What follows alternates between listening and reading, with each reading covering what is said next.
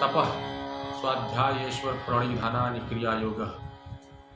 पतंजलि ने साधन पाद में ये पहला श्लोक लिखा है। हम लोग अक्सर किसी न किसी को फ्री का ज्ञान देते रहते हैं या हमें लोग देते हैं। हम लोग अक्सर किसी से पा लेते हैं कहीं ना कहीं। ये कोई एक अचानक उत्पन्न एक विकार नहीं है समाज का। ये बहुत बड़ी प्रक्रिया है, ये बहुत बड़ा सोपान है।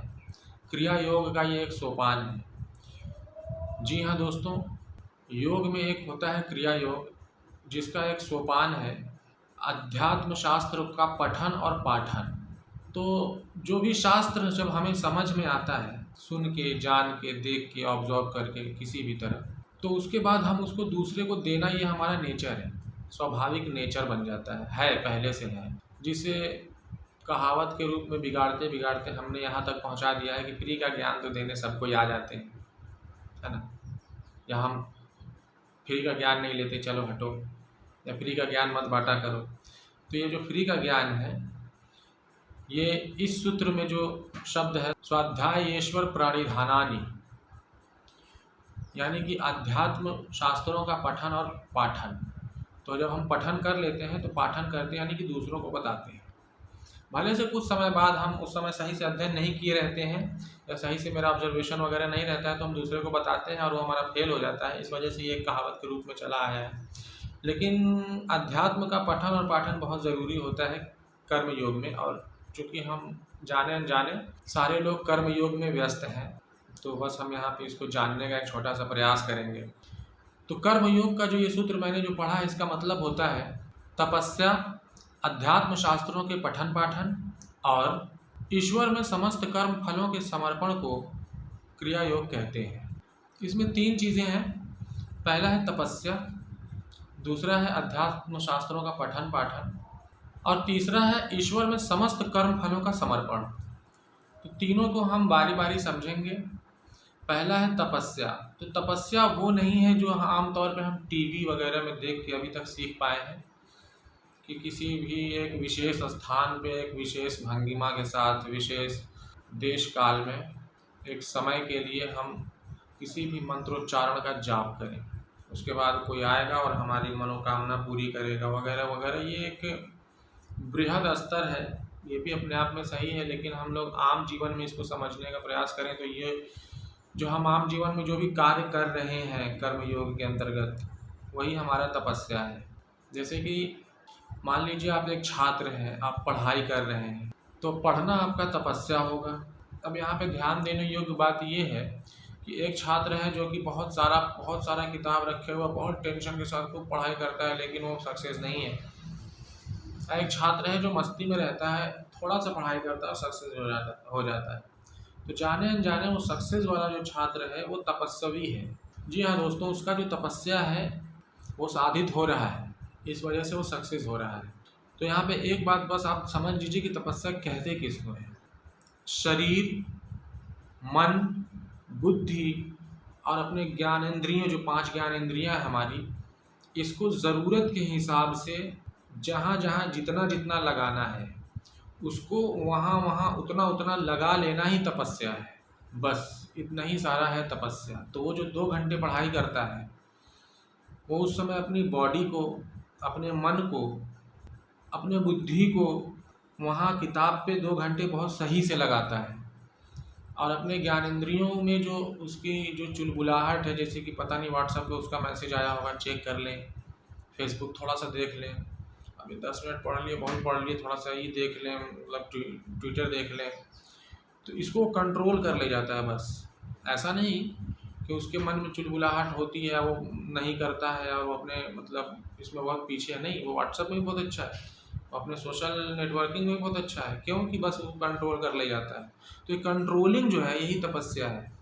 तो इसको समझने के लिए एक बहुत अलग सा व्यवहार करना पड़ता है, एक अलग चीज़ें जाननी पड़ती हैं कि मन क्या है, बुद्धि क्या है, ज्ञानेंद्रिय क्या है।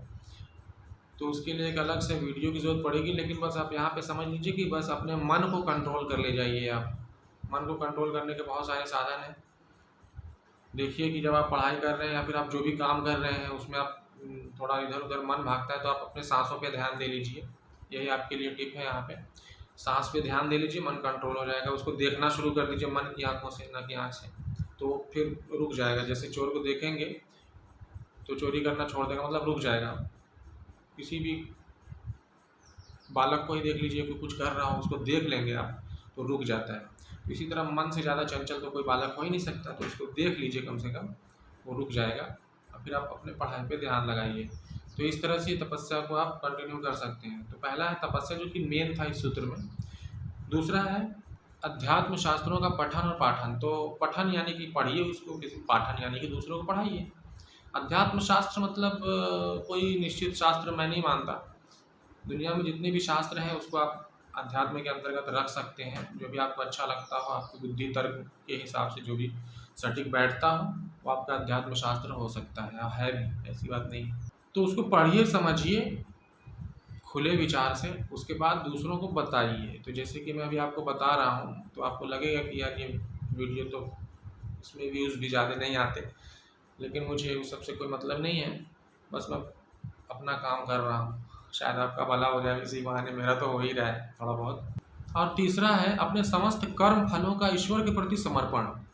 ये भी बहुत इंपॉर्टेंट है, बहुत जल्दी समझ लीजिए इसको कि अपने समस्त कर्म फलों का, यानी कि आप तपस्वी हैं, आपने जो भी किया, पढ़ाई किया, काम किया, मन को कंट्रोल करते हुए, अभी हुआ नहीं हुआ, जो भी है होगा नहीं होगा, इसको आप अपने ऊपर नहीं लेना है। जैसे एग्ज़ाम में मान लीजिए आप बैठे कॉम्पिटिटिव एग्ज़ाम की तैयारी कर रहे हों, आप 2-2 घंटा ही पढ़ना शुरू किए, नहीं हुआ या हो भी गया, तो अगर नहीं हुआ तो आपको ग्लानि नहीं करनी है अपने ऊपर, बल्कि इसका समर्पण ईश्वर के प्रति कर देना है।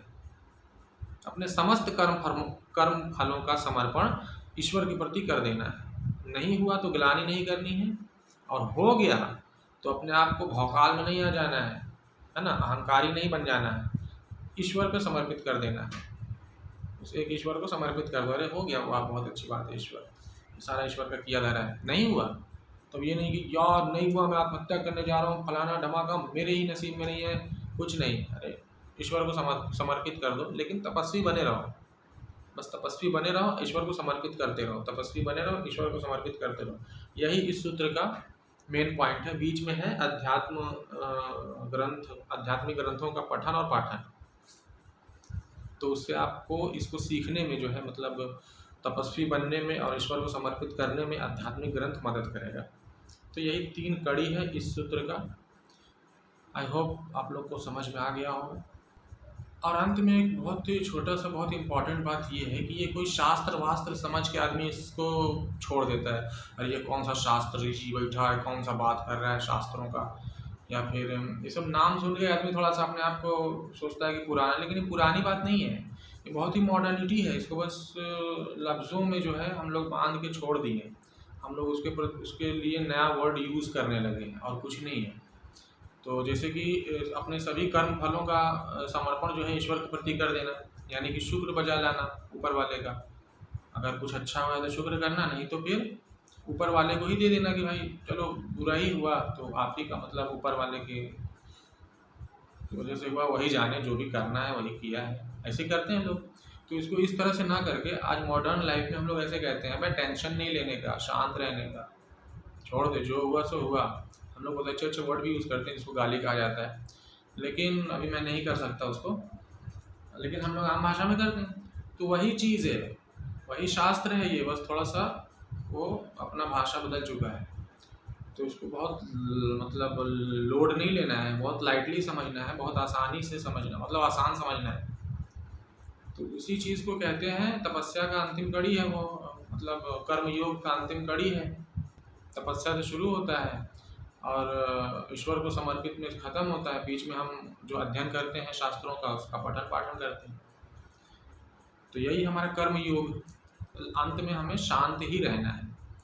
अब उस टेंशन को अब कैसे छोड़ना है, उस लोड को, यानी कि हाइप को, अगर खुशी है तो हम हाइप पे होते हैं, टेंशन है तो हम लोड लिए होते हैं।